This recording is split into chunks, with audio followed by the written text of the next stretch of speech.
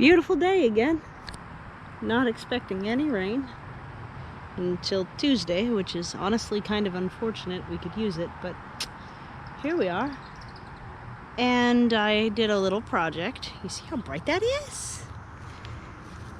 So I did get down to the hardware store again. They are still not wearing masks, but I still can't really get anywhere else. Yeah, so plastic primer and road marking paint. I had to do several more angles on this one than the other, as you can see. How about that? So I have to do one more layer on it, and then I think I'll feel like it's done. I don't need the bottom to be painted, but why are they so bright? And yes, I don't actually at all care about the road. The road will be fine. Why do I care, right? That's a question. And the answer is because I spend so much freaking time looking for my watering can. And honestly, if I'm in a situation where I'm gonna start working towards having rain barrels, I need more of this and less hoses in determined spots. So I might purchase a few more watering cans over the next little while, because I feel like for a rain barrel system you really need them. This is the only type that was still available for purchase. Which is kind of hilarious, but you know, the hardware stores have been having a lot of trouble with keeping things in stock. And yeah, interesting stuff. I don't know. I think what I really want to talk about today, but that might be a bigger topic than one video, is the evolution of herbivore pest damage protection that I've gone through over the 16 years, almost 17, it'll be October, that I have been here. What I've done to upgrade the protection that the garden has here, bit by bit, because I do have really serious herbivore pest pressure in the garden. We got another one of these funny moth butterfly things. Well, hopefully you got to see them because I scared it away. But they really like the Monarda. So when I first moved here, this garden was just grass. And now I have no grass and only garden with a clear open space for wood chips in the front, and that's it. So, I find this interesting as far as evolution goes, and immediately I started having the desire to tear up the whole place.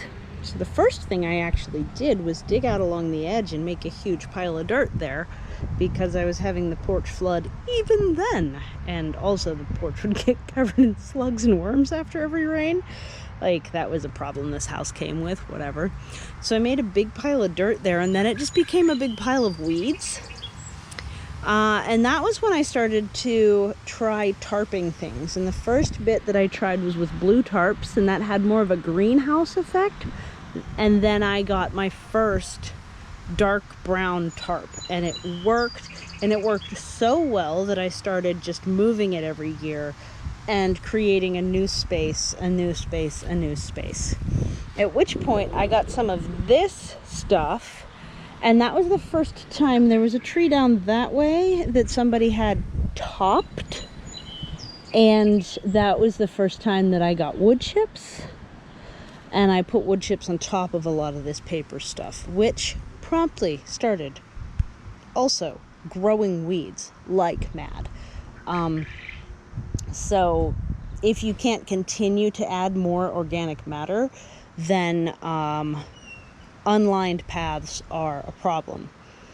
And so instead of dig the wood chips off at that time, I actually just put black garbage bags down on top, and that lasted like 6 years. But if I'd have just gotten this kind of path paper installed everywhere on the first go round and not put anything on top of it, I'd have been much better off, because this stuff is a good 12 years old now, and it's been under wood chips a lot. And this one, it's actually got something green growing under there right now, but it's not going to get out.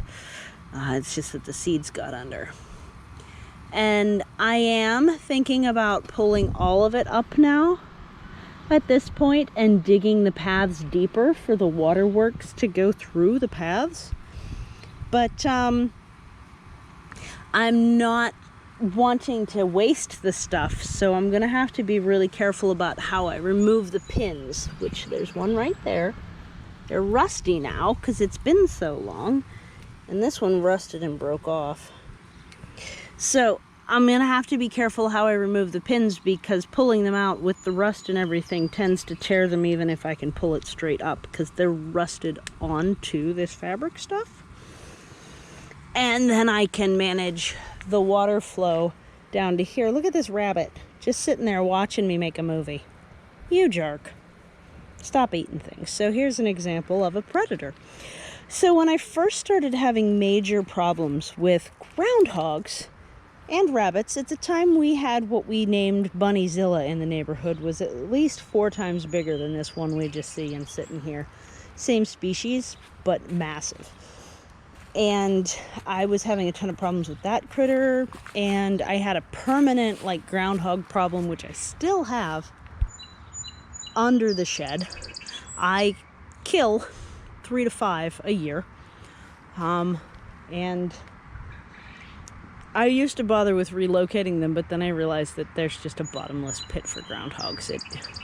Plus I don't have a car anymore, so it's not like I can take them up to wherever I'm going to dump them out at and get them far enough away that they won't just come back. So as soon as I get rid of one, a new one moves in. It takes about a week, and that happened again this year. And I do want to put in that protective guard underneath, but we'll see how soon I can do that. Getting materials to my urban homestead is the biggest problem, due to not having a vehicle. So the first thing I did was put in this rabbit fencing, which you can see is getting old and rusty, right? This one is still the right color, but all the ones above it are rusty.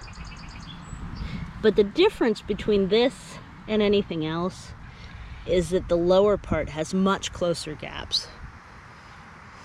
We're coming up on the end of this video because it's going to cut off and I don't know how to splice. So let's end this one here. You will see a pop-up, and as soon as I have the next one uploaded, I will include the next video there, and my little end screen will help navigate you to that. So for now, I just hope you're having a really good day, and follow the link if you're interested to see the rest about how I keep away the critters. Take care. Bye.